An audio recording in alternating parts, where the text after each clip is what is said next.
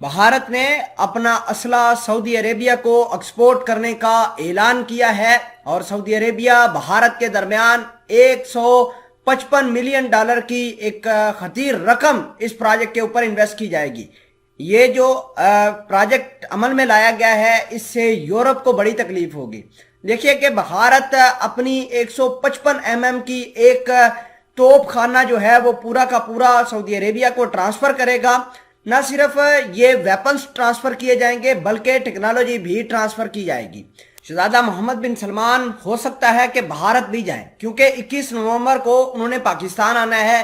پاکستان کے اندر انہوں نے بہت ہی زیادہ اہم پروجیکٹ کے اوپر ڈیل سائن کرنی ہے۔ اس کے علاوہ امریکہ کو اس وجہ سے بھی بڑا دھچکا ملا ہے کہ شہزادہ محمد بن سلمان نے اعلان کیا ہے کہ ہم ایشیا اور ساؤتھ ایشیا کے لیے تیل کی قیمتیں گرائیں گے، جبکہ یورپ کے لیے تیل کی قیمتیں بڑھا دیں گے، جس سے امریکہ کو اور زیادہ تفشیش ہوگی۔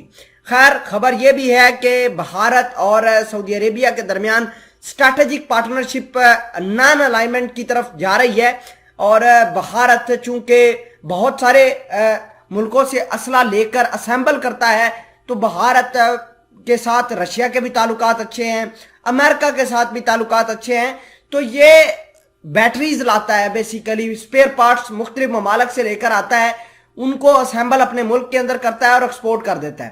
اب جو سعودی عربیہ کے پاس بھارت کا توپ کا ورژن گیا ہے، یہ کہا یہ جا رہا ہے کہ یہ رشیا سے بھی اس کے اسپیئر پارٹس آئے ہیں، فلپین سے بھی آئے ہیں، اور اس کے علاوہ امریکہ سے بھی آئے ہیں، اور ان کو اسمبل کرنے کے بعد ان کو سعودی عربیہ کو دے دیا گیا ہے۔ خیر، اس حوالے سے تمام تر چیزیں آج کی اس ویڈیو میں ڈیٹیل کے ساتھ ڈسکس کرتے ہیں۔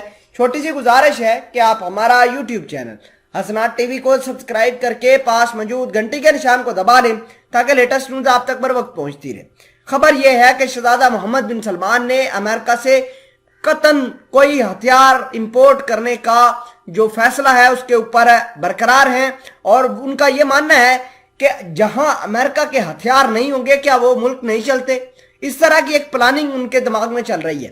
اور آپ کو یہ بھی بتا دیں کہ شہزادہ محمد بن سلمان کو امریکہ کے علاوہ بہت سارے پارٹنر مل گئے ہیں، جس میں چائنا سب سے اہم ہے۔ چائنا کے صدر جی جن پنگ نے حال فی الحال کے اندر سعودی عربیہ کا دورہ بھی کنکلوڈ کیا ہے۔ اس میں انہوں نے مختلف قسم کے جو ہے پروجیکٹ سائن کیے ہیں، ڈرونز بھی مہیا کیے ہیں۔ اگر ہم بھارت کی بات کریں تو بھارت کے ساتھ یہ اب ڈیفنس ڈیل ہو گئی ہے۔ اگر رشیا کی بات کریں تو رشیا کے ساتھ بھی یہ اگلے لیول پر جا کر ڈیل کر رہے ہیں۔ ابھی تک سعودی عربیہ نے کسی قسم کا کوئی بھی رسپونس رشیا اور یوکرین کی جنگ کے حوالے سے نہیں دیا، اور نہ ہی یہ کہا ہے کہ رشیا جو ہے وہ انویژن جو کر رہا ہے یہ غلط کر رہا ہے۔ یہ اپنی اسٹریٹجی ہے ان کی، لیکن امریکہ کو اس تمام تر کہانی میں بڑا برا دھچکا لگا ہے۔